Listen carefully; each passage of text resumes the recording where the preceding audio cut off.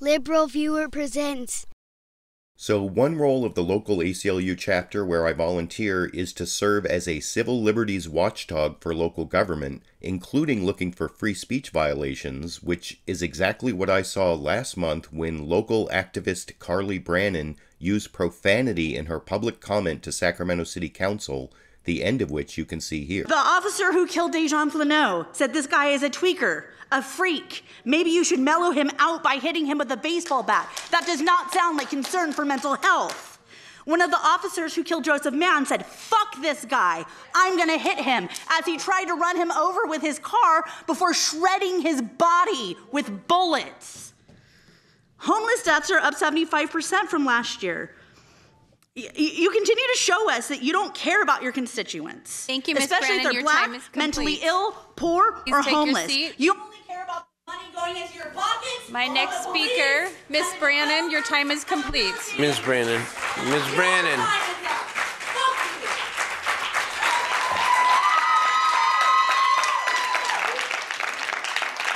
And you can leave the chambers now. You wanna I don't care what your truth is. Everybody, Ms. Brannon, you use the F-bomb to the chair of the meeting. I need you to leave. Please, you, sir, you can leave too. Ms. Brannon, you need to leave the chambers right now. You need to leave the chambers. No, because you don't use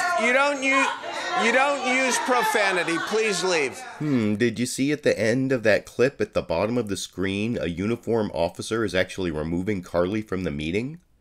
That's a really clear civil liberties violation, and so my local volunteer ACLU chapter got approval from the paid staff at the ACLU of Northern California to send a letter to City Council, which you can read at a link I put in the video description. And then this week, I presented that letter to City Council, along with an ACLU pocket constitution for every member of the council right before the beginning of this clip. Pocket constitutions for everyone up on the dais.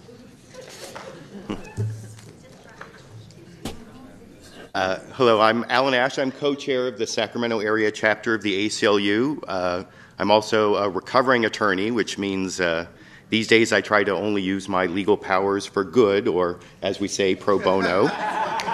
That's why when I watched comments at City Council last month, as I usually do when activists I know are speaking, I knew our ACLU chapter had to send this letter I just handed out. You just can't punish the use of profanity in a public forum that's not otherwise disruptive. And when Carly Brannon dropped her F-bomb at City Council last month and then walked away, if there was any disruption, it came from the mayor's outraged response removing Carly from the meeting. And that's not right, and that's not constitutional.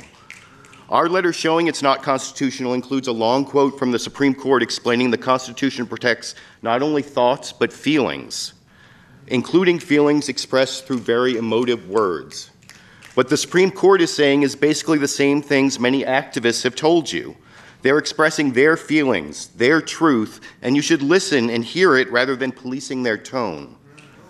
Of course, emotions and words are going to be raw when the topic is people getting gunned down with no justice and no accountability, like Joseph Mann, Stephon Clark, and Daryl Richards. When people express those emotions, it can get kind of ugly in here, but the abstract principle is really pretty beautiful. All people, without fear of punishment, have the right to criticize in their own words their mayor, their president, or even Senator Jeff Flake in an elevator. And when government officials listen, ordinary people can change the course of their government. So I hope in the future you all will listen to your constituents, learn from their experiences, and as the Constitution requires, let them express themselves using the words they think are best. Thank you. Thank you.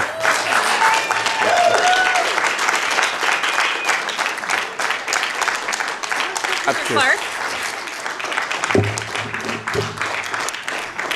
So what do you think? Do you agree with the constitutional principle that government officials cannot punish the use of profanity in a public forum that is not otherwise disruptive? And regarding local activism? Have you ever gone to your city council, county board, or other local government body to voice your opinion on any issues? I YouTube, you decide.